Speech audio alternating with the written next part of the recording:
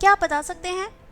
अपने आप को ना जानकर खुश रहना ज़्यादा बेहतर है, या फिर वो बनकर जो आप हमेशा से बनना चाहते थे, बनने के बाद बिल्कुल अकेला महसूस करना? है ना, बहुत मुश्किल सवाल। और इसी सवाल का जवाब ढूंढेंगे हम आज की इस नॉवल की समरी में। हेलो दोस्तों, नाम है निशा, चैनल किस्से कहानियां और किताबों पर बहुत बहुत स्वागत है आपका। आज जो नॉवल लेकर आई हूँ वो बहुत इमोशनल है, बहुत टची है, फैसिनेटिंग है, सस्पेंसफुल है। मॉरल इश्यूज के बारे में बात की गई है, पर्सन्स विद मेंटल डिसेबिलिटी के बारे में बात की गई है, एक साइंस के यूनिक एक्सपेरिमेंट के बारे में बात की गई है ह्यूमैनिटी के बारे में। ऐसा इशू जो हम अपने आसपास अमूमन देखते हैं, फेस करते हैं, पर कैसे रिएक्ट करना है हम समझ नहीं पाते। एक ऐसी कहानी जो हमें सोचने पर मजबूर कर देगी। जी हाँ, आज मैं लेकर आई हूँ समरी नॉवल फ्लावर्स फॉर एल्जर्नन की, जिसे लिखा है डैनियल कीज ने। ये नॉवल जो एक क्लासिक अमेरिकन नॉवल है, लिखी गई मार्च 1966 में, साइंस फिक्शन है, पर आपको रियलिटी से, आज से बहुत अच्छे से जोड़ कर रखती है। एक ऐसी नॉवल जिसे आपको अपनी मस्ट रीड लिस्ट में रखना ही चाहिए। हम सबको ये नॉवल जरूर पढ़नी चाहिए। और मैं आपको प्रॉमिस करती हूँ कि एक बार आपने इस कहानी को सुनना शुरू कर दिया ना, तो आप एंड तक सुने बिना अपने आप को रोक ही नहीं पाएंगे। कहानी है चार्ली गॉर्डन और एल्जर्नॉन की। एल्जर्नॉन कौन है? एल्जर्नॉन है एक माउस जिसके ऊपर हुआ था एक साइंस का एक्सपेरिमेंट। ये एक्सपेरिमेंट जब सक्सेसफुल दिखाई देने लगा तो साइंटिस्ट ने इस एक्सपेरिमेंट को ह्यूमंस पर ट्राई करना चाहा, और तब उन्हें मिला चार्ली गॉर्डन। चार्ली जिसकी IQ 68 थी, और इस एक्सपेरिमेंट के द्वारा उसकी IQ को बढ़ाया जा सकता है, ऐसा साइंटिस्ट का दावा था। इस एक्सपेरिमेंट के थ्रू एक इंसान का या फिर एक बीइंग का इंटेलिजेंस क्वेश्चन IQ लेवल बढ़ाया जा सकता है। बहुत सारे लोग हम अपने आसपास भी देखते हैं जिनका IQ लेवल बहुत कम होता है, उस वजह से उन्हें बहुत सफर करना पड़ता है। अगर उनका IQ लेवल बढ़ सके तो वो भी हमारे और आपकी तरह नॉर्मल इंसान बन जाएंगे। क्या चार्ली के ऊपर होगा ये एक्सपेरिमेंट? और होगा तो क्या सक्सेसफुल होगा? क्या चेंजेस आएंगे चार्ली की लाइफ में? वो हम जानेंगे इस बुक के थ्रू। ये कहानी चार्ली की प्रोग्रेस रिपोर्ट्स के थ्रू हमारे तक पहुंचाई गई है।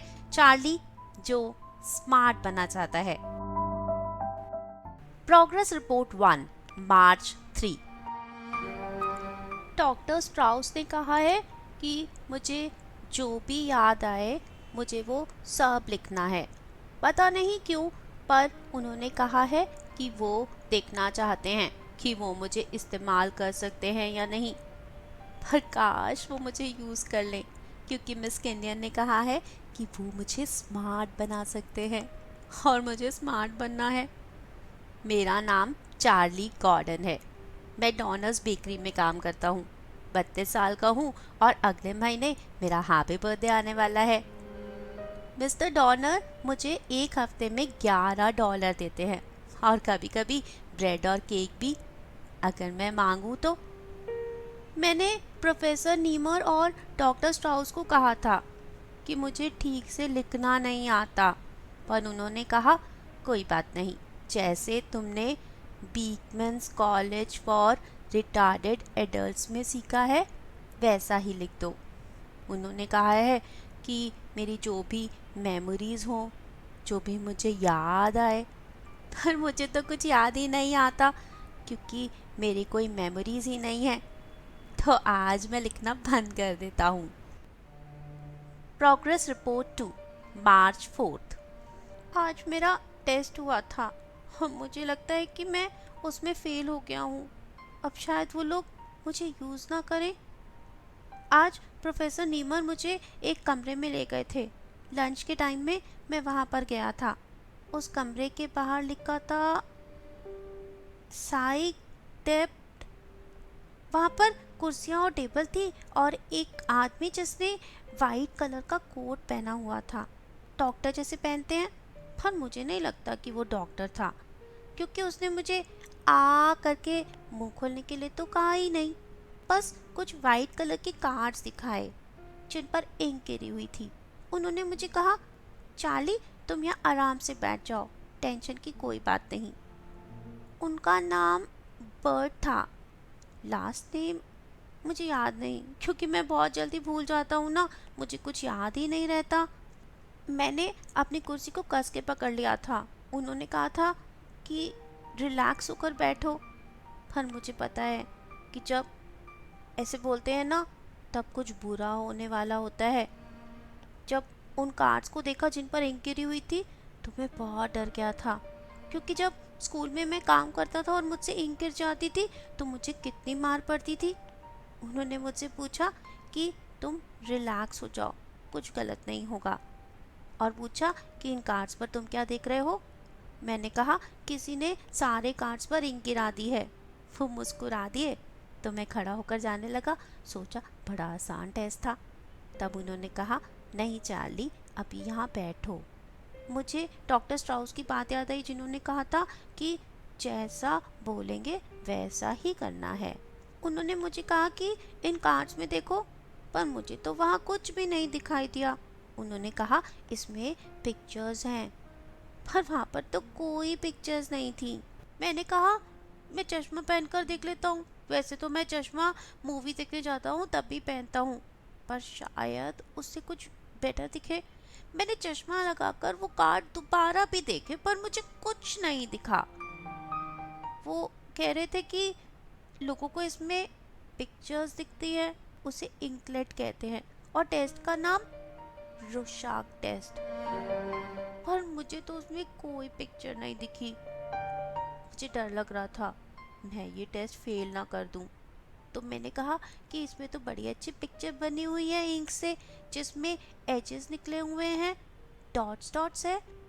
उन्होंने कहा नहीं, और पिक्चर्स देखो, कुछ इमेजिन करो, इससे तुम्हें क्या समझ में आता है। और मुझे तो कुछ समझ में नहीं आया। मैंने कहा मुझे तो और कुछ समझ नहीं आता।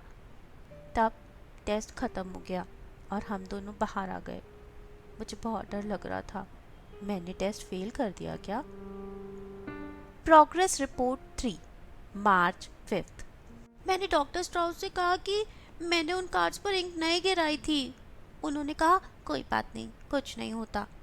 मैंने कहा मिस केनियन तो मुझे कभी ऐसे टेस्ट नहीं देती, सिर्फ याद करने के या फिर लिखने के ही देती हैं। उन्होंने मुझसे पूछा कि मैं बीकमैन स्कूल फॉर रिटार्डेड पर्सन्स वहाँ कैसे पहुँचा और मैं कैसे लिखना पढ़ना सीख रहा हूँ। मैंने कहा मुझे तो याद नहीं है, क्योंकि मैं भूल जाता हूँ ना, मुझे कुछ याद ही नहीं रहता।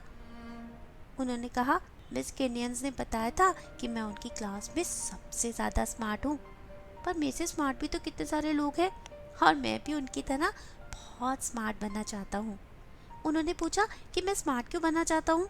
मैंने कहा क्योंकि हमेशा से मेरी मम्मी कहती थी कि मुझे स्मार्ट बनना है और मुझे बहुत कुछ सीखना है, जैसे मिस केनियन कहती हैं। पर मुझे डर था मैं उस टेस्ट में फेल हो गया क्या। डॉक्टर स्ट्राउस ने कहा कि हो सकता है कि वो लोग अभी भी मुझे उस एक्सपेरिमेंट के लिए यूज़ करें, पर उस एक्सपेरिमेंट का कुछ पक्का नहीं है। अभी तक वो एक्सपेरिमेंट सिर्फ एनिमल्स पर हुआ है। उन्होंने कहा था कि उन्हें मेरी फैमिली के बारे में भी जानना है। मुझे तो कुछ भी याद नहीं है। अंकल हर्मन्स जो मुझे यहाँ पर छोड़कर गए थे, अब तो वो इस दुनिया में नहीं है, और मैंने अपनी मम्मी पापा और अपनी बहन को तो बहुत टाइम से नहीं देखा। पता नहीं कहाँ रहते हैं वो लोग। प्रोग्रेस रिपोर्ट 4, मार्च 6। आज फिर एक टेस्ट हुआ था, शायद मैं उसमें भी फेल हो गया हूँ। मुझे बहुत डर लग रहा है। ये टेस्ट पहले वाले टेस्ट से थोड़ा आसान तो था। मुझे कमरे में लेकर गए थे, वहाँ पर मुझे कुछ लोगों की पिक्चर्स दिखाई और मुझे कहते हैं कि इन लोगों की कहानियाँ बनाओ। मैं उन लोगों को जानता ही नहीं, फिर मैं उनकी कहानी कैसे बनाऊँ। मैं झूठ थोड़ी बोलता हूँ, और झूठ बोलना अच्छी बात भी तो नहीं है। जब मैं कभी झूठ बोलता था तो मुझे कितनी मार पड़ती थी। मैंने कहा कि मैं झूठी कहानी नहीं बनाऊंगा। तब वो गुस्सा हो गई थी। तभी फिर से वो डॉक्टर का कोट पहनने वाला बर्ट वो आ गए थे, और वो मुझे लेकर गए साइकोलॉजी लेबोरेटरी में। उन्होंने कहा था साइकोलॉजी का मतलब होता है माइंड, और लेबोरेटरी जहाँ पर एक्सपेरिमेंट होते हैं। मैंने देखा वहाँ पर बहुत सारे एनिमल्स थे, उनके साथ और डॉक्टर्स खेल रहे थे। मुझे लगा ये पेट स्टोर है, पर वहाँ पर कस्टमर तो थे ही नहीं। तब वहाँ पर उन्होंने मुझे कुछ पजल्स करने को दी थी। मुझसे वो जुड़ ही नहीं रही थी, मुझे समझ ही नहीं रहा था। फिर उन्होंने एक पेपर पे एक पजल सी बना दी और मुझे बोला रास्ता ढूंढो। मैं नहीं ढूंढ पा रहा था। फिर उन्होंने कहा चलो मैं तुम्हें कुछ दिखाता हूँ। उन्होंने एक डिब्बे में से एक वाइट कलर का चूहा निकाला। उन्होंने बताया कि इसका नाम एल्जेनॉन है। और उसके बाद उन्होंने एक बड़े से डिब्बे में वो पजल बनाई थी रास्ता ढूंढने वाली। और वो एल्जेनॉन ने फटाफट से रास्ता ढूंढ लिया। ओ माय, मुझे तो पता ही नहीं था कि माउस इतने स्मार्ट भी हो सकते हैं। उन्होंने मुझे दोबारा बोला, पर मैं नहीं ढूंढ पाया। 10 बार हम दोनों की रेस लगी, पर हर बार एल्जेनॉन ही जीत गया। मैं जीत ही नहीं पाया।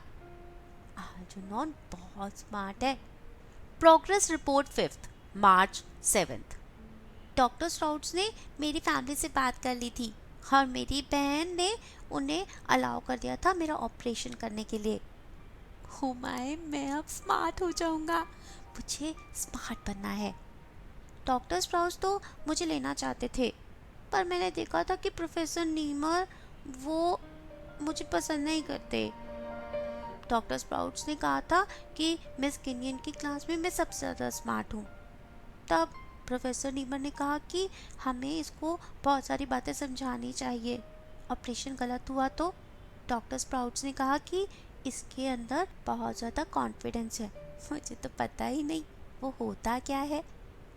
प्रोफेसर नीमर ने तब मुझे कहा था, चार्ली अब से पहले ये ऑपरेशन सिर्फ एनिमल्स का हुआ है। एल्जेनॉन को उन्होंने बहुत स्मार्ट बना दिया है और मैं पहला ह्यूमन बीइंग हूँ जिसके ऊपर ये ऑपरेशन हो रहा था। मैं साइंस के लिए बहुत कंट्रीब्यूट कर रहा हूँ। मुझे तो पता नहीं साइंस क्या होती है, पर उन्होंने कहा है तो अच्छा ही होगा ना। प्रोग्रेस रिपोर्ट 6th मार्च 8th। मैंने डॉक्टर स्ट्राउस से पूछा कि क्या ऑपरेशन के बाद मैं एल्जेनॉन जितना स्मार्ट हो जाऊंगा। उन्होंने कहा कि ऑपरेशन ठीक हुआ तो हो सकते हो। क्या मैं उससे रेस में भी जीत जाऊंगा? उन्होंने कहा हाँ। हो वाओ, कितना मज़ा आएगा ना। और जब मैं स्मार्ट हो जाऊंगा ना तो मैं अपनी मॉम डैड और अपनी बहन से भी मिलूंगा। वो कितने हैरान होंगे ना मुझे अपनी बहन जैसे स्मार्ट देखकर।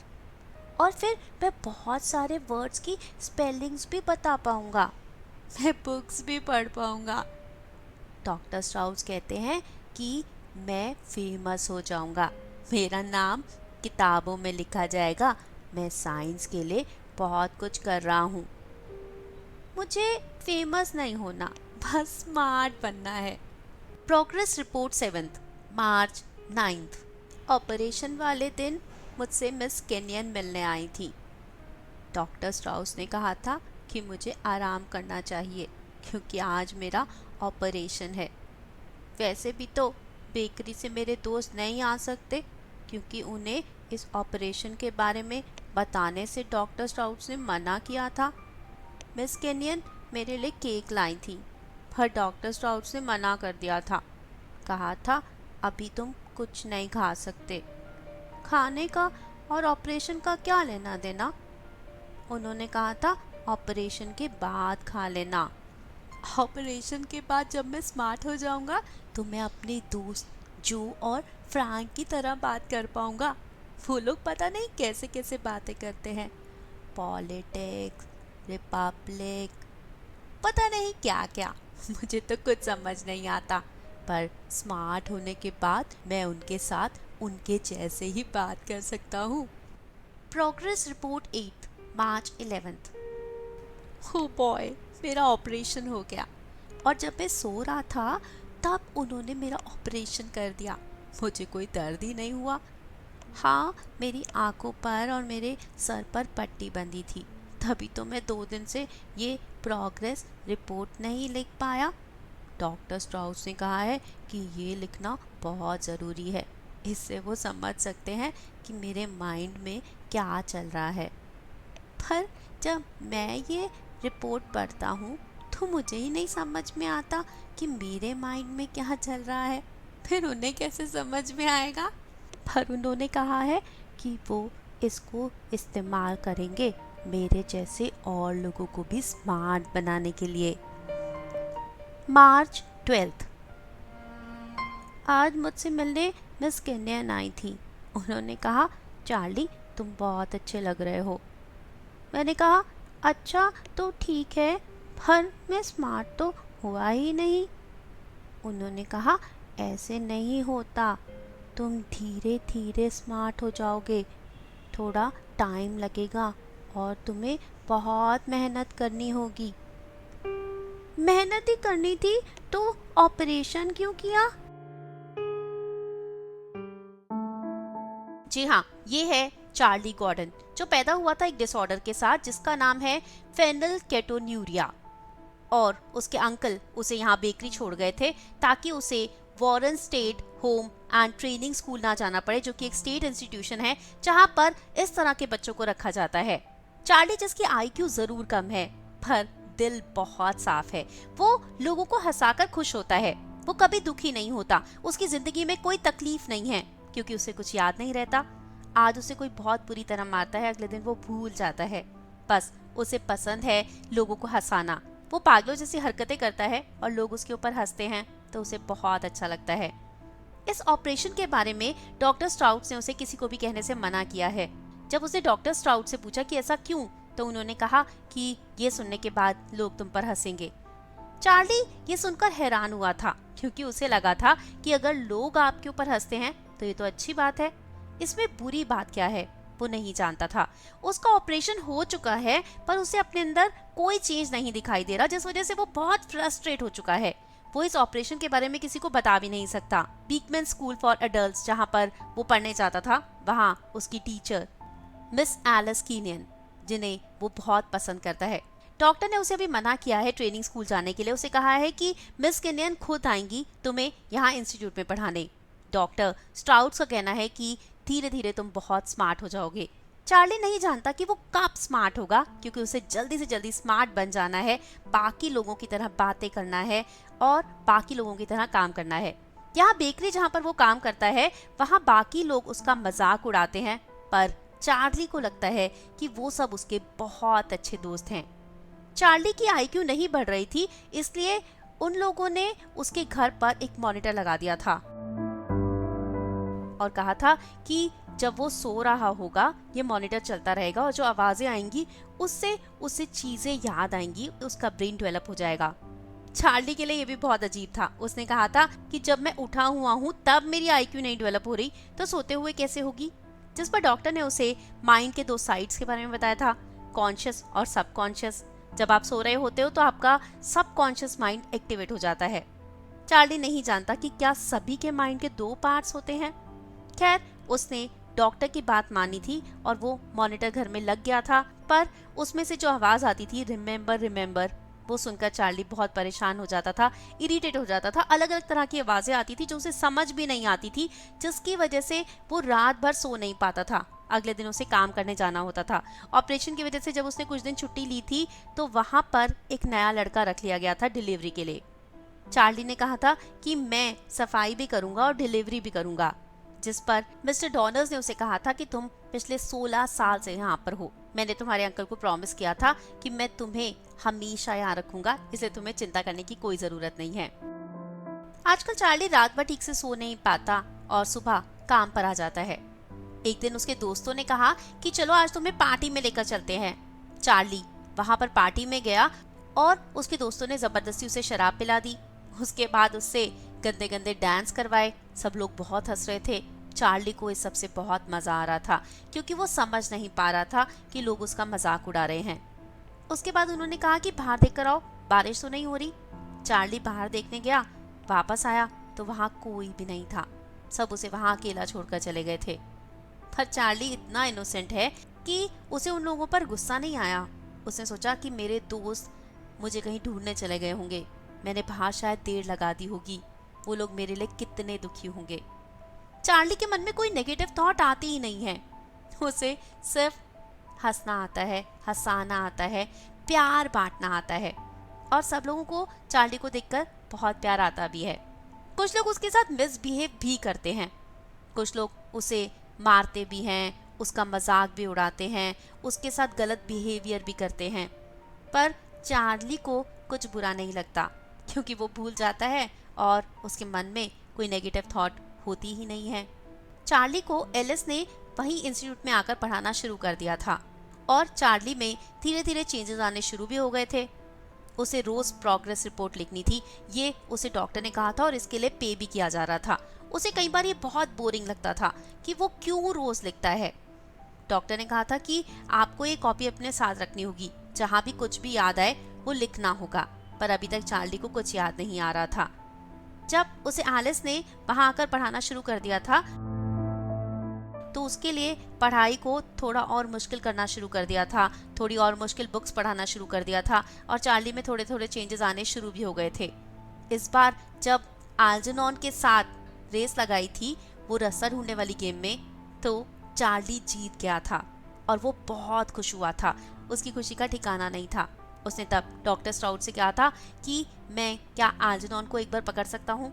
उन्होंने उसे एल्जेनॉन को होल्ड करने दिया था। बहुत सॉफ्ट वाइट कलर का माउस, इतना स्मार्ट। चार्ली नहीं जानता था कि कभी माउस भी इतने स्मार्ट हो सकते हैं, पर एल्जेनॉन का भी वही ऑपरेशन हुआ है जो चार्ली का हुआ था, और अभी तक वो बहुत स्मार्ट एक्ट कर रहा है। चार्ली एल्जेनॉन को कुछ खिलाना चाहता था, क्योंकि आज उसने उसे हरा दिया है तो एल्जेनॉन को बुरा लग रहा होगा, पर डॉक्टर स्ट्राउड ने कहा कि वो एल्जेनॉन को कुछ नहीं खिला सकता, क्योंकि वो एल्जेनॉन को मुश्किल मुश्किल काम करने के लिए देते हैं, मुश्किल मुश्किल चैलेंजेस देते हैं, जिसके बदले में उसे अच्छा अच्छा खाना दिया जाता है। वो खाने के लिए ये सब कुछ करता है। चार्ली को ये जानकर बुरा लगा था। अगर डॉक्टर स्ट्राउस के साथ भी ऐसा हो, तो उन्हें कोई मुश्किल काम दे दिया जाए और कहा जाए कि ये काम खत्म कर लो तभी खाना मिलेगा, उन्हें कितना बुरा लगेगा। एल्जेनॉन के साथ ये लोग कितना बुरा बिहेव कर रहे हैं। खैर, चार्ली में चेंजेस अब धीरे धीरे विजिबल होने शुरू हो रहे थे। वो अब थोड़ी मुश्किल चीज़ें पढ़ पा रहा था, जो प्रोग्रेस रिपोर्ट्स लिख रहा था उसमें स्पेलिंग्स इम्प्रूव हो गई थी। वो रोज आता था इंस्टीट्यूट और वहाँ पर उसका टेस्ट होता था। उसे लेटने को कह दिया जाता था और कहा जाता था कि उसके दिमाग में जो भी आए वो उसे बोलना है। चार्ली को ये सब कुछ थोड़ा बोरिंग लगने लगा था, पर अब उसे कभी कभी चीज़ें याद भी आने लगी थी। उसे याद आया था कि जब वो कोई गलती कर देता था तो उसकी माँ उसे कितना मारती थी। माँ का चेहरा तो साफ साफ नहीं याद आ रहा था, पर कोई कोई बातें याद आती थी। जब उसकी छोटी बहन हुई थी, वो एक दिन रो रही थी। उसने जाकर अपनी बहन को माँ की तरह ही होल्ड कर लिया था चुप कराने के लिए। तब माँ कमरे में आ गई थी और उन्होंने चार्ली को जब उस बच्ची को पकड़े हुए देखा था तो उससे बच्ची छीन ली थी और चार्ली को बहुत मारा था। कहा था, खबरदार अगर बच्ची को हाथ लगाए तो। ये सारी बातें चार्ली अपनी प्रोग्रेस रिपोर्ट्स में लिख रहा था। डेट बाय डेट वो प्रोग्रेस रिपोर्ट्स बना रहा था। 1 अप्रैल, अप्रैल फूल का दिन। आज डॉनर्स बेकरी में जो उसके दोस्त थे उन्होंने चार्ली को बेवकूफ़ बनाने की कोशिश की और कहा कि तुम आज मिक्सर चलाओ। चार्ली ने हमेशा इन लोगों को देखा तो था मिक्सर चलाते हुए, पर ये लोग तो हमेशा चार्ली को मिक्सर से दूर रहने के लिए कहते थे, कहीं उसे चोट ना लग जाए। डरते डरते चार्ली ने मिक्सर चलाया था और बिल्कुल सही चला लिया था, जो देखकर उसके दोस्त जो चार्ली को अप्रैल फूल बनाना चाहते थे वो खुद ही फूल बन गए थे और उन्हें ये देखकर बुरा भी लगा था। तब मिस्टर डॉनर्स को वहाँ बुलाया गया था और उन्होंने जब चार्ली को ऐसे काम करते हुए देखा था तो वो खुश हुए थे। उन्होंने कहा था, मुझे नहीं पता चार्ली, पर तुम्हारे अंदर एक बहुत बड़ा चेंज आया है। तुम बहुत अच्छे से मिक्सर चला पा रहे हो और तुम अब से मिक्सर ही चलाओगे। चार्ली ने कहा था, नहीं नहीं, मैं तो सफाई ही करूँगा, मुझे बाथरूम धोना झाड़ू पोछा लगाना पसंद है। तब उन्होंने कहा था, नहीं, ये तुम्हारी प्रमोशन है और आज से तुम्हें $5 ज़्यादा दूंगा। चार्ली को तो अच्छा लगा था, पर पता नहीं क्यों उसके दोस्तों को ये बात अच्छी नहीं लगी थी। वो लोग उससे गुस्सा हो गए थे। जब वहाँ काम करने वाली एक लड़की से चार्ली ने पूछा था तो उसने कहा था, ये लोग तुमसे जलते हैं, ये तुम्हें फूल बनाना चाहते थे और खुद फूल बन गए हैं ना, इसलिए इन्हें बुरा लग रहा है। चार्ली को ये बात नहीं समझ में आई थी। चार्ली से डॉक्टर ने पूछा था कि वो बीकमैन स्कूल फॉर अडल्ट्स में कैसे पहुंचा। चार्ली को ये बात याद आई थी। उसे पढ़ने का बहुत शौक था, वो न्यूज़पेपर पढ़ना चाहता था। तब उसने एक दिन अपने दोस्तों से पूछा था कि वो क्या पढ़ना लिखना नहीं सीख सकता। तब वो लोग बहुत हंसने लगे थे। उन्होंने कहा था, चार्ली तुम वो चीज़ इस्तेमाल क्यों करना चाहते हो जो भगवान तुम्हें देना भूल गया है। पर तब वहाँ पर खड़ी एक लड़की ने चार्ली की बात सुन ली थी और उसने एक पेपर पर एड्रेस लिख कर दिया था बीकमैन स्कूल का। कहा था, यहाँ पर जाओ और यहाँ जाकर तुम पढ़ना लिखना ज़रूर सीख पाओगे। चार्ली वहाँ गया था और वहाँ तब उसे एलिस मिली थी, जिसने चार्ली को प्रॉमिस किया था कि वो उसे लिखना पढ़ना सिखा देगी। हाँ, थोड़ा टाइम ज़्यादा लगेगा। चार्ली ने कहा था कितना भी टाइम लगे, पर वो न्यूज़पेपर पढ़ना चाहता है, लिखना पढ़ना सीखना चाहता है और उसने बहुत मेहनत करना शुरू कर दिया था। उसे एक दिन ये बात भी याद आई थी कि एक बार उसके अंकल जो वो दीवारें पेंट करते थे, तब चार्ली ने अपने पापा को कहा था, मैं भी अंकल की तरह ही बड़ा होकर दीवारें पेंट करूँगा। ये सुनकर नॉर्मा ने कहा, हाँ हाँ चार्ली, ये तो हमारे परिवार का नया आर्टिस्ट बनेगा।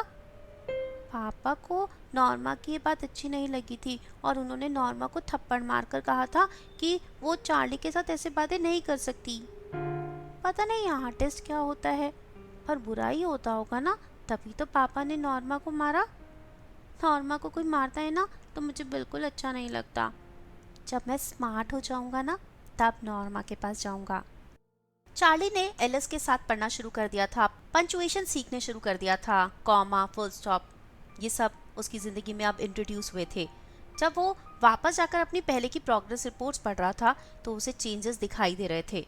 उसने अपनी टीचर से कहा था कि वो सारी गलतियां सुधार देना चाहता है, पर उन्होंने कहा था कि डॉक्टर स्ट्राउड्स को सब कुछ वैसा ही चाहिए जैसा चार्ली ने पहले लिखा था, ताकि उन्हें उसके अंदर के चेंजेस पता चलें। चार्ली ने अब पहले से ज़्यादा जल्दी पढ़ना शुरू कर दिया था और अब उसे किताबें पढ़ने के लिए दी जाने लगी थी और उसे चीज़ें याद भी रहती थी। अब वो जब भी इंस्टीट्यूट जाता था वो एल्जनॉन के साथ खेलता था। अब उन दोनों के बीच में कोई रेस नहीं होती थी, दोनों बहुत अच्छे दोस्त बन चुके थे। अप्रैल 10, आज चार्ली के सर में बहुत दर्द हो रहा था। कल रात को एक बार फिर वो अपने दोस्तों के साथ पार्टी में गया था। पिछली बार जब उसने शराब पी थी तो बहुत तकलीफ हुई थी, इसलिए वो शराब नहीं पीना चाहता था, पर उसके दोस्तों ने उसे ज़बरदस्ती शराब पिला दी थी।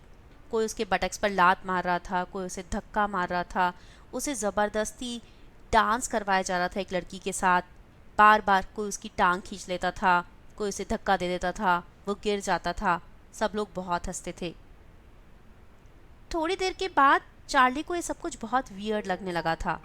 उसे लग रहा था कि वो इस जगह को बिलोंग नहीं करता और वो वहाँ से भाग गया था, घर आ गया था। अब चार्ली को समझ में आ रहा था कि लोग उसके ऊपर क्यों हंसते हैं, क्योंकि वो डम है। लोगों को ये बहुत फनी लगता है जब एक डम इंसान वैसे काम नहीं कर पाता जैसा वो कर पाते हैं। एनीवेज, अब चार्ली पहले से स्मार्ट हो रहा था। वो अब पहले से ज़्यादा बेटर तरीके से पढ़ पाता था, उसे पंचुएशंस आ गई थी और उसे चीज़ें याद भी रहने लगी थी। आँख बंद करके बुक का कोई पेज सोचता था तो पूरा पेज एक इमेज की तरह उसके दिमाग के सामने आ जाता था। पर साथ साथ और भी चीज़ें याद आने लगी थी। बहुत पुरानी चीज़ें भी वो सोच पा रहा था, जैसे कि वो पहला दिन जब वो डॉनर्स बेकरी में आया था। बाहर बच्चे उसके आसपास गोला बना लेते थे, कहते थे, Charlie Charlie fat hat barley. कोई उसे थप्पड़ मारता, कोई मुक्का मारता, कोई लात मारता। जब उसके अंकल हर्मन्स ने देखा था तो उन्होंने उन बच्चों को बहुत डांटा था। जब उसने ये सारी बातें डॉक्टर स्ट्राउड्स को बताई थी तो उन्होंने कहा था कि उसे ये सारी बातें रोज़ आकर उन्हें बतानी है। वो एक न्यूरो सर्जन और साइकेट्रिस्ट हैं। चार्ली नहीं जानता था, उसे लग रहा था कि वो एक नॉर्मल डॉक्टर हैं। उन्होंने कहा था कि चार्ली, तुम्हारी लाइफ में जो भी प्रॉब्लम हो तुम्हें आकर मेरे साथ शेयर करनी होगी। चार्ली ने कहा, पर मेरी लाइफ में तो कोई प्रॉब्लम नहीं है। वो हंसने लगे। उन्होंने कहा जैसे जैसे तुम्हारा आईक्यू लेवल बढ़ेगा, तुम्हारी इंटेलिजेंस बढ़ेगी, तुम्हारी मेंटल ग्रोथ होगी, वैसे वैसे तुम्हारी लाइफ में प्रॉब्लम्स भी आएंगी। इंटेलेक्चुअल ग्रोथ होगी तो इमोशनल ग्रोथ की भी ज़रूरत होगी और बहुत सारी बातें होंगी जो तुम आकर मुझे बताना चाहोगे। तुम्हारी लाइफ में बहुत सारी प्रॉब्लम्स भी क्रिएट हो जाएंगी। चार्ली को अब गुस्सा आने लगा है कि उसके दोस्त उसका मजाक क्यों उड़ाते हैं, उस पर हंसते क्यों हैं। एक ऐसी फीलिंग जो चार्ली को पहले कभी नहीं आई थी। उसकी आईक्यू बढ़कर 100 हो चुकी है और डॉक्टर स्ट्राउट्स ने कहा है कि जल्दी ही वो 150 भी हो जाएगी। हो सकता है कि उसकी आईक्यू बढ़े तो उसके दोस्त उसे और प्यार करने लगे, उसे चाहने लगे। उसे कोई नाम नहीं चाहिए, उसे सिर्फ वो लोग चाहिए जो उसे प्यार करें, उसे लोग समझें, उसको इज्जत दें। चार्ली ने जब डॉक्टर स्ट्राउट से पूछा कि आईक्यू क्या होती है तो उन्होंने कहा कि आईक्यू मतलब तुम कितने इंटेलिजेंट हो, जिस पर प्रोफेसर नीमर ने कहा कि ये बिल्कुल सच नहीं। उन्होंने कहा कि आईक्यू इंटेलिजेंस नहीं होती, आईक्यू एक मेजर है, जैसे कि एक मेजरिंग कप है। इसका मतलब है कि आप कितने इंटेलिजेंट बन सकते हो। उस कप को भरना तो अभी हमें ही है ना। जब चार्ली ने बर्ट सेल्टन से पूछा, जो उसके ऊपर कुछ इंटेलिजेंस टेस्ट करते रहते थे, उन्होंने कहा कि जो मैंने पढ़ा है उसके हिसाब से ये दोनों ही थियरीज गलत हैं। आईक्यू मेजर करने के और भी बहुत सारे तरीके हैं, सिर्फ इंटेलिजेंस ही नहीं। चार्ली नहीं जानता कि चार्ली की आईक्यू बढ़ने से क्या होगा जब उसका सही मतलब ही किसी को नहीं पता। प्रोफेसर नीमर ने चार्ली से कहा कि उसे एक बार फिर रोशैक टेस्ट देना होगा। चार्ली को याद है जब उसे वो इंक गिरे हुए कार्ड्स दिखाए गए थे और कहा गया था कि उसमें पिक्चर्स देखो। इस बार जब चार्ली दोबारा उस टेस्ट के लिए गया तो उन्होंने कार्ड दिखाए और कहा कि इसमें क्या तुम्हें कुछ दिखाई दे रहा है? लोग इसे देखकर अलग अलग चीजें इमेजिन कर लेते हैं। चार्ली को ये सुनते ही गुस्सा आ गया। उसने कहा इनमें कोई इमेजेस नहीं है। उन्होंने कहा नहीं, क्यों? पहले तो आपने कहा था कि इनमें इमेजेस है, अब आप कह रहे हो कि नहीं है। इसका मतलब आप मेरा मजाक बना रहे हो ना। आप सब लोगों को मेरा मजाक बनाने के सिवा कोई काम नहीं। चार्ली को इतने गुस्से में देखकर बर्ट हैरान हो गया था, पर चार्ली खड़ा हो गया था। उसने सारे कार्ड्स फेंक दिए थे और वो कमरे से बाहर निकल गया था। तब उसे प्रोफेसर नीमर मिले थे। उसने कहा था मैं थक गया हूँ, सब लोग सिर्फ मेरा मजाक उड़ाते हैं और कुछ नहीं करते। उन्होंने कहा कि हम तुम्हारा मजाक नहीं उड़ा रहे। वो चार्ली को वापस लेकर आए और उस दिन की रिकॉर्डिंग सुनाई कि उस दिन बर्ट ने चार्ली को क्या कहा था। बर्ट ने एग्जैक्टली वही कहा था जो उसने आज कहा था, बस चार्ली के समझने में फर्क था। उस समय चार्ली कितना बच्चों की तरह जवाब दे रहा था। चार्ली को अपनी बातें सुनकर ही हैरानी हो रही थी। आज वो उन कार्ड्स को देखकर बहुत कुछ इमेजिन कर पा रहा था। वो अभी भी कॉन्शियस और सबकॉन्शियस माइंड के बीच का फर्क नहीं समझ पा रहा। उसे कुछ चीजें याद आती हैं, कुछ नहीं आती, जिस पर डॉक्टर स्ट्राउट्स ने कहा कि उसका सबकॉन्शियस माइंड उसके कॉन्शियस माइंड को ब्लॉक कर देता है। पर उन्होंने चार्ली को अभी साइकोलॉजी पर बुक्स पढ़ने के लिए मना किया था। चार्ली बहुत सारी चीज़ें पढ़ रहा था, हिस्ट्री, सिविक्स, ज्योग्राफी, उसके अलावा बहुत सारी फिक्शन बुक्स। पर उन्होंने कहा था कि अभी साइकोलॉजी ना पढ़े, वो बहुत कंफ्यूज हो जाएगा। अभी तक उसे लगता था कि एलिस दुनिया की सबसे इंटेलिजेंट लड़की है और अब एलिस उसके साथ स्टैंड नहीं कर पा रही थी। बहुत सारी उसकी बातों के जवाब एलिस के पास नहीं होते थे। इधर बेकरी में भी लोगों का एटीट्यूड उसकी तरफ बदलता जा रहा था।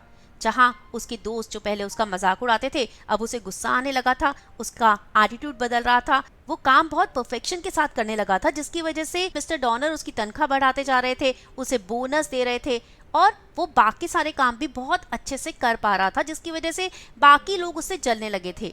वो जिन्हें वो अपना दोस्त कहता था, वो अब उससे बात ना करने के बहाने ढूंढते थे। उसे रेज मिला था तब वो अपने दोस्तों को लेकर बाहर जाना चाहता था, पर हर किसी के पास कोई ना कोई एक्सक्यूज था। वो लोग चार्ली को अवॉइड कर रहे थे। वो एलिस को अपने साथ मूवी के लिए लेकर जाना चाहता था। उसने सोचा कि इससे पहले मैं डॉक्टर स्ट्राउट से पूछ लूं।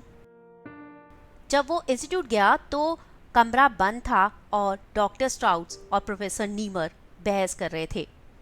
डॉक्टर स्ट्राउट्स शिकागो में होने वाली कॉन्फ्रेंस में चार्ली और एल्जेनॉन को लेकर जाना चाहते थे, डिस्प्ले करना चाहते थे, दुनिया को दिखाना चाहते थे कि उन्होंने एक एक्सपेरिमेंट किया है, एक ऑपरेशन किया है जो सक्सेसफुल हुआ है। इस तरह से कम आईक्यू वाले लोगों की आईक्यू बढ़ाई जा सकती है। पर प्रोफेसर नीमर कह रहे थे कि अभी इस सब के लिए बहुत जल्दी है, जरूरी नहीं है कि ये इंटेलिजेंस स्टे करे, ये ऑपरेशन रिवर्स भी तो हो सकता है। प्रोफेसर नीमर और डॉक्टर स्ट्राउड्स बहुत बुरी तरह बहस कर रहे थे, एक दूसरे को सिनिकल बेवकूफ़ मतलबी कह रहे थे। एक कह रहा था कि सब कुछ मैंने किया है, दूसरा कह रहा था कि अगर मैं ये इन्वेंट ना करता तो तू कैसे ऑपरेशन कर पाता, ये थियोरी मेरी है। वो हैरान हो गया था। जिन दो लोगों को चार्ली भगवान मानता था वो लोग कर रहे थे वो भी भगवान नहीं है, एक आम इंसान की तरह ही तो है। ऑपरेशन रिवर्स हो सकता है, इसका क्या मतलब है? चार्ली ने अपने आप को किताबों में झोंक लिया था।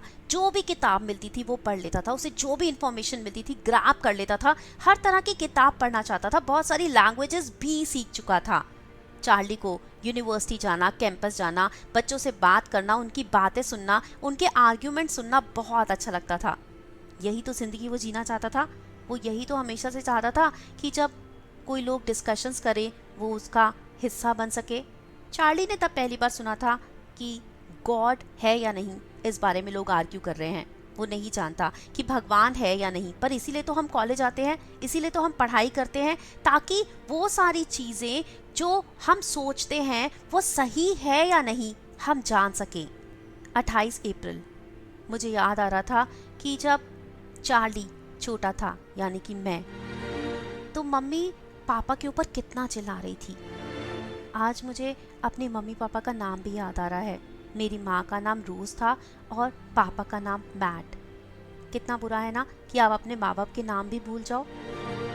मम्मी पापा से बहुत बुरी तरह लड़ रही थी, कह रही थी चार्ली नॉर्मल है, नॉर्मल है, वो बाकी नॉर्मल बच्चों की तरह ही स्कूल में पढ़ सकता है, सब कुछ कर सकता है। पर मैट कह रहा था नहीं, वो स्लो है, तुम्हें समझना होगा, तुम्हें सारा टाइम उसके पीछे नहीं पड़ना होगा। चार्ली को बाथरूम जाना था, रोज देख सकती थी। उसने चार्ली को कहा कि वो खुद जाए, पर चार्ली बहुत घबराया हुआ था। वो अकेला नहीं जा सकता था, उसे रोज का सहारा चाहिए था। उसने चार्ली को बहुत बुरी तरह डांटा था कि अगर तुमने अपनी पैंट में टॉयलेट किया ना तो आज देखना तुम्हारा क्या होने वाला है। चार्ली बहुत घबरा रहा था, जानता था कि बहुत बुरी तरह मार पड़ने वाली है, पर वो अपने आप को रोक नहीं पाया था और रोज ने उसे बहुत बुरी तरह मारा था। रोज हमेशा चार्ली से यही उम्मीद करती थी कि वो स्मार्ट बन जाए, बाकी बच्चों की तरह बिहेव करे। शायद यहीं से उसके दिमाग में स्मार्ट बनने की चीज भर चुकी थी। बस उसे स्मार्ट बनना था क्योंकि यही उसकी माँ चाहती थी। उसके पापा मैट उसे हमेशा सपोर्ट करते थे, रोज को मना करते थे कि वो उसे मारे ना, उसे इतना डांटे ना, पर वो नहीं मानती थी। उसके लिए सह पाना बहुत मुश्किल था कि उसका बच्चा नॉर्मल नहीं है, उसके दिमाग में प्रॉब्लम है। वो ये इस बात को एक्सेप्ट नहीं करना चाहती थी। वो बस इतना कहती थी कि ये थोड़ा स्लो है, थोड़ा धीरे सीखता है और एक दिन ये बाकियों की तरह ही स्मार्ट बन जाएगा। पर मैट कहता था कि ऐसा मत करो उसके साथ, उसके ऊपर इतना टॉर्चर मत करो। पर रोज नहीं मानती थी, बहुत बुरी तरह उसकी पिटाई हुआ करती थी। उसे याद है कि वो छोटा सा नन्हा चार्ली जिसे कुछ समझ नहीं आता था, रोज उसे बहुत बुरी तरह डांटती थी। उसे किसी भी तरह चार्ली को नॉर्मल बनाना था। कहीं भी कोई भी किसी भी तरह का इलाज बताता था तो रोज उसे वहीं ले जाती थी। बस उसे अपने चार्ली को ठीक करना था। नॉर्मा के पैदा होने से पहले रोज का सारा ध्यान सिर्फ और सिर्फ चार्ली की तरफ ही था। जहाँ जब मौका मिलता था वो चार्ली को लेकर जाती थी इलाज करवाने। मैट मना भी करता था, उसके पास इतना पैसा नहीं था। वो अपनी खुद की बार्बर शॉप खोलना चाहता था, पर सारा पैसा चार्ली के इलाज में रोज खर्च कर देती थी, जिस वजह से उन दोनों की बहुत लड़ाई होती थी। पर नॉर्मा के पैदा होने के बाद चीजें बहुत बदल गई थी। रोज चार्ली को नॉर्मा के पास नहीं आने देना चाहती थी। उसे लगता था कि चार्ली नॉर्मा को हर्ट करेगा, उसे मार देगा। पर मैट कहता था कि चार्ली ऐसा नहीं करेगा, वो उसे प्यार करेगा। पर रोज नहीं मानती थी। अगर गलती से भी चार्ली नॉर्मा को छू देता था तो रोज उसकी बेल्टों से पिटाई करती थी और कहती थी अगर तू मेरी बेटी के पास आया ना तो तुझे नहीं छोड़ूंगी। चार्ली ने डॉक्टर स्ट्राउड्स को बताया था कि वो लड़कियों के सामने बहुत ज़्यादा ऑकवर्ड होता है। डॉक्टर स्ट्राउड्स ने कहा था कि उसका आईक्यू लेवल तो बढ़ता जा रहा है, पर लड़कियों के मामले में वो अभी भी बच्चा है। चार्ली को याद है कि जब भी वो किसी लड़की के सामने आता था उसे पता नहीं था कि कैसे बिहेव करना है। वो वियर्ड बिहेव करता था, कभी कभी अपने प्राइवेट पार्ट्स को टच कर लेता था और तब उसकी माँ रोज़ उसे बहुत मारती थी। कहती थी कि उसे और तो कुछ पता नहीं है, पर उसे ये पता है कि लड़कियों के सामने क्या गंदी हरकतें करनी है। उसके लिए उसे बहुत बुरी तरह पीटा जाता था, उसे डराया धमकाया जाता था कि अगर फिर दोबारा वो किसी लड़की के सामने ऐसा करेगा तो उसे वो जिंदा नहीं छोड़ेगी। इसी वजह से वो उसे उसकी बहन से भी बहुत दूर रखना चाहती थी। May 1st, आज चार्ली एलिस को लेकर डिनर और मूवी के लिए गया था। ये दोनों पहले मूवी देख रहे थे।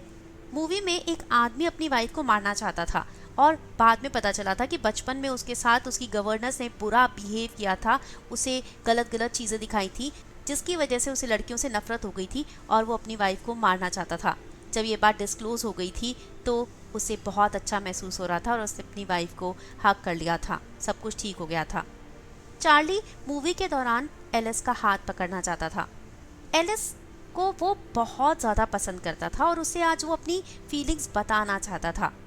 उसने धीरे धीरे अपना हाथ एलिस के कंधे पर भी रखा था, पर जब मूवी में ये सब कुछ हुआ तो वो बहुत अपसेट हो गया था। उसे गुस्सा आ गया था। उसने कहा था रियलिटी ऐसी नहीं होती।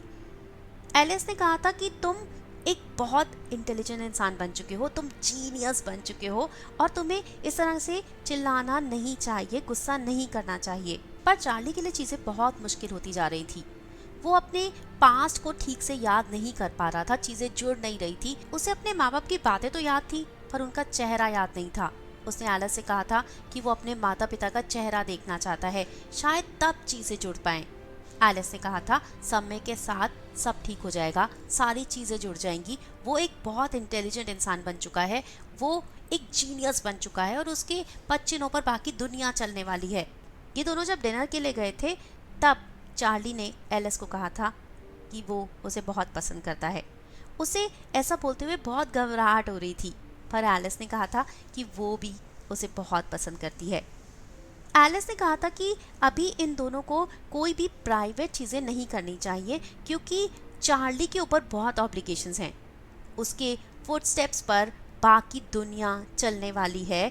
उसकी इस सक्सेस से बाकी लोगों के ऊपर बहुत फ़र्क पड़ने वाला है। वो अब एक बहुत इंटेलिजेंट इंसान बन चुका है और प्रोफेसर नीमर और डॉक्टर स्ट्राउड्स के प्रति उसकी बहुत ऑब्लिगेशंस हैं, इसलिए उसे कुछ भी खराब नहीं करना चाहिए। लोगों को कैसे समझना है, किसके सामने कैसे बिहेव करना है, लड़कियों से कैसे बात करनी है, ये तो किसी किताब में नहीं लिखा होता और चार्ली अभी ये सब कुछ नहीं समझ पा रहा। वो एलिस को बहुत पसंद करता है। उसने एलिस से कहा कि सिर्फ पसंद नहीं, वो अपनी फीलिंग्स एलिस को बताना चाहता है, पर उसके लिए बहुत मुश्किल हो रहा था। एलिस ने कहा था अभी इस सब के लिए बहुत जल्दी है और उसे अभी इस सब में नहीं पड़ना चाहिए, इंतज़ार करना चाहिए। एलिस को जब घर छोड़ा था तो वो उसे गुड नाइट किस भी करना चाहता था, पर एलिस ने उसका हाथ पकड़ लिया था और कहा था अभी नहीं। उस समय तो वो उसका मतलब नहीं समझ पाया था, पर घर आने के बाद उसे लगा था शायद यही सही है। चार्ली को अब अजीब अजीब से सपने आने लगे थे। किसी सपने को वो अपने प्रेजेंट से या फिर पास्ट से कनेक्ट कर पाता था, किसी का कोई मतलब ही नहीं समझ में आता था। उसे सपने में एलिस दिखती थी, एलिस जिसके वो करीब जाने की कोशिश करता था पर वो बहुत डर जाता था। तब उसे याद आया था कि एक बार वो अपनी बहन नॉर्मा को नहाते हुए बाथरूम के छेद में से देख रहा था। उसकी बॉडी चार्ली की बॉडी से कितनी अलग है। नॉर्मा ने आकर ये बात माँ को बता दी थी और माँ ने उसे बहुत बुरी तरह पीटा था। कहा था कि उसे लड़कियों से दूर रहना चाहिए, लड़कियों को इस तरह देखना या फिर उन्हें छूना बहुत गलत बात है। वो जानता है कि वो एलिस से प्यार करने लगा है, पर उसके करीब आने के बारे में सोच कर भी उसका शरीर कांप जाता था। ये बिल्कुल सही नहीं, ऐसा उसे कभी नहीं करना। चार्ली को लगा था कि इंटेलिजेंस बढ़ने के साथ साथ, स्मार्ट होने के साथ साथ उसे लोगों का प्यार मिलना शुरू हो जाएगा, पर कुछ उल्टा ही हो रहा था। यहाँ बेकरी में उसका एक फ्रेंड था गिम्पी, जिसके ऊपर मिस्टर डॉनर्स बहुत ट्रस्ट करते थे। उसके भरोसे दुकान छोड़कर चले जाते थे। और एक दिन चार्ली क्या देखता है, कोई सामान लेने आया, गिम्पी ने $1 कम में उसे सामान दे दिया। $50 उससे रिश्वत में लेकर अपनी जेब में रख लिया। ये देखकर चार्ली को बहुत दुख हुआ था। मिस्टर डॉनर्स एक बहुत अच्छे आदमी है और उसने कई बार देखा था कि उन्होंने गिम्पी की बहुत मदद की थी। जब उसकी वाइफ बीमार थी तो उसे एक्स्ट्रा पैसे भी दिए थे। ऐसे इंसान को आप चीट कैसे कर सकते हो? इसके पीछे कुछ कारण हो सकता है। हो सकता है ये कोई स्पेशल कस्टमर हो। पर बार बार चार्ली इस चीज को नोटिस कर रहा था। वो बहुत परेशान हो गया था। उसका मन कर रहा था कि वो गिम्पी के सर में मुक्का मारे। उसने आज तक कभी किसी को हिट नहीं किया है, क्या वो ऐसा कर भी पाएगा? उसने बहुत सारी किताबें पढ़ ली थी, वो बहुत इंटेलिजेंट हो गया था, पर इस तरह की सिचुएशन में कैसे रिएक्ट करना है वो तो किसी किताब में नहीं लिखा। उसे याद आ रहा था कि पहले भी जब मिस्टर डॉनर्स बाहर चले जाते थे तो गिम्पी ऐसा करता था, और तब चार्ली को कई बार वो बाहर भेज देता था ताकि वो आराम से दुकान में घपला कर सके। तो क्या इस सब के लिए कहीं ना कहीं चार्ली भी जिम्मेवार है? उसने डॉक्टर स्ट्राउस से पूछा था। उन्होंने कहा था कि जो भी हुआ उसमें तुम्हारी कोई गलती नहीं, क्योंकि तब तुम्हें कोई समझ नहीं थी। उसने प्रोफेसर नीमा से भी पूछा, कहा कि तुम्हें मिस्टर डॉनर्स को बता देना चाहिए। पर अगर वो मिस्टर डॉनर्स को बताता है कि उनके एम्प्लॉयज उन्हें चीट कर रहे हैं तो उन्हें कितना बुरा लगेगा, और अगर वो ये प्रूव ना कर पाया तो सारा ब्लेम तो उसी के ऊपर आ जाएगा ना। क्या करे वो समझ नहीं पा रहा था। एक इंसान है जिसके ऊपर वो ट्रस्ट करता है, एक इंसान है जिसने हमेशा उसे सपोर्ट किया है, एलिस। वो एलिस से मदद मांगना चाहता था। उसने एलिस को कॉल किया था। पहले तो एलिस ने मना कर दिया था कि वो उससे मिलने नहीं आएगी, पर जब उसने इंसिस्ट किया, तुम्हारी वजह से ही आज मैं यहाँ पर खड़ा हूँ, तुम्हारे अलावा मेरा कोई नहीं है, तुम्हें मुझसे मिलना होगा, मुझे मदद करनी होगी, तब एलिस मान गई थी। उसी जगह पर ये लोग गए थे जहां उस दिन डिनर करने गए थे। एलिस को जब चार्ली ने अपनी प्रॉब्लम बताई थी तो एलिस ने कहा था, चार्ली तुमने बहुत किताबें पढ़ ली, इंटेलिजेंट हो गए हो, पर इस तरह के सिचुएशंस में तुम अभी तक बच्चे ही हो। ये डिसीजंस तुम्हें खुद लेने होंगे, तभी तुम इमोशनली मैच्योर हो पाओगे। चार्ली ने उस समय डिसाइड कर लिया था कि उसे क्या करना है। एलिस ने कहा था, तुम बहुत स्मार्ट हो। जिस पर चार्ली ने कहा था, तुम्हारे बिना मैं कुछ नहीं कर सकता, तुम्हारी वजह से ही मैं ये सब कुछ सोच पाया हूँ। उस दिन मैंने तुम्हें कहा था आई लाइक यू, बट मैं कहना चाहता था आई लव यू। एलिस ने उसका हाथ पकड़ लिया था और कहा था कि अभी नहीं। अभी नहीं का क्या मतलब है? चार्ली ने पूछा। जिस पर एलिस ने कहा कि तुम अभी इंटेलिजेंट हो रहे हो, तुम इमोशनली मैच्योर हो जाओगे, तुम नए लोगों से मिलोगे, नई लड़कियों से मिलोगे, तो हो सकता है कि बाकी लड़कियां या फिर कोई और लड़की तुम्हें बहुत पसंद आ जाए। कोई भी बच्चा अपनी टीचर को पसंद करता है क्योंकि उसे सारे सवालों के जवाब उस टीचर से मिलते हैं। तो क्या तुम्हें लगता है कि मैं अभी तक एक बच्चा ही हूँ? एलिस ने कहा, मैं ऐसा नहीं कह रही। तो क्या कहना चाहती हो, इमोशनली इम्पेयर्ड हूँ? मैं ऐसा भी नहीं कह रही, एलिस ने कहा। तो क्या कहना चाहती हो? अभी नहीं, बस यही कहना चाहती हूँ। उसने चार्ली को कहा कि अभी उसे इस तरह की बातें नहीं करनी चाहिए। चार्ली ने कहा, नहीं, मैं तुम्हारे साथ बातें करना चाहता हूँ, टाइम बिताना चाहता हूँ। एलिस ने कहा, मैं कल आऊंगी इंस्टीट्यूट। चार्ली ने कहा, इंस्टीट्यूट नहीं, किसी अलग जगह जहाँ पर मैं और तुम अकेले हों। मैं ऐसी जगह पर नहीं आ सकती जहाँ मैं और तुम अकेले हों, पर हाँ ठीक है, इंस्टीट्यूट नहीं, कल एक कॉन्सर्ट होने वाला है, तुम चाहो तो हम दोनों साथ में वहां जा सकते हैं। चार्ली खुश हो गया था। तब एलिस ने कहा था कि जब तुम्हारा ऑपरेशन होने वाला था मुझे बहुत डर लग रहा था कहीं कुछ गलत ना हो जाए, और अब भी मुझे बहुत डर लगता है। चार्ली ने कहा, डरने की क्या बात है, क्या होगा, मैं पहले जैसा हो जाऊंगा और क्या। एल्जेनॉन जब तक ठीक है, एल्जेनॉन जब तक स्मार्ट है, तब तक मुझे डरने की कोई ज़रूरत नहीं, और तुम्हें भी डरने की कोई ज़रूरत नहीं। अब चार्ली को डिसीजन लेना था कि क्या करे। उसने मिस्टर डॉनर्स को नहीं बताया, गिम्पी से ही कहा कि उसके एक दोस्त के साथ ऐसा हो रहा है। उसने देखा है अपने एक कोवर्कर को इस तरह से बॉस को चीट करते हुए। वो समझ नहीं पा रहा कि बॉस को बताए या फिर अपने कोवर्कर को वार्न कर दे ताकि वो आगे से ऐसा ना करे। गिम्पी ने कहा कि उसे अपने काम से काम रखना चाहिए, वरना उसके लिए अच्छा नहीं होगा, और अगर वो अपने कोवर्कर को वार्न करता है तो हो सकता है कि वो दोबारा ऐसा ना करे। पर इस सब का बहुत बुरा इफेक्ट आया था चार्ली के ऊपर। चार्ली को यहाँ सब लोग नापसंद करने लग गए थे। मिस्टर डॉनर्स को सब लोगों ने कन्विंस कर दिया था।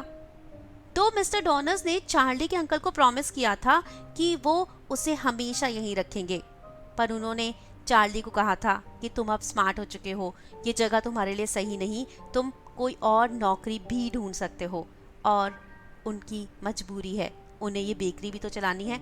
अगर उनके सारे एम्प्लॉयज छोड़कर चले जाएंगे तो वो काम कैसे करेंगे, इसलिए मजबूरन उन्हें चार्ली को यहाँ से निकालना होगा। जी हाँ, इस तरह से चार्ली की नौकरी छूट गई। स्मार्ट होने के साथ साथ उसके दोस्त छूट गए। और क्या ये एक्सपेरिमेंट परमानेंट है? क्या चार्ली हमेशा स्मार्ट रहेगा या फिर इसमें कुछ फ्लॉज भी हो सकते हैं? जानेंगे, पर फिलहाल आपको करना होगा इंतजार, क्योंकि अगले हफ्ते मैं इस नॉवल की कंटिन्यूशन के साथ वापस आऊंगी और जानेंगे कि चार्ली की जिंदगी में और क्या उतार चढ़ाव हुए। तब तक अगर आपने चैनल को सब्सक्राइब नहीं किया तो यार चैनल सब्सक्राइब कर लो ना। और वीडियो पसंद आई है, डेफिनेटली पसंद आई होगी, लाइक कीजिए और कमेंट करके बताइएगा कि आपको ये कहानी कैसी लग रही है। इसी के साथ दीजिए इजाजत। Stay happy, keep smiling and keep waiting for me. I will be right back. Bye bye.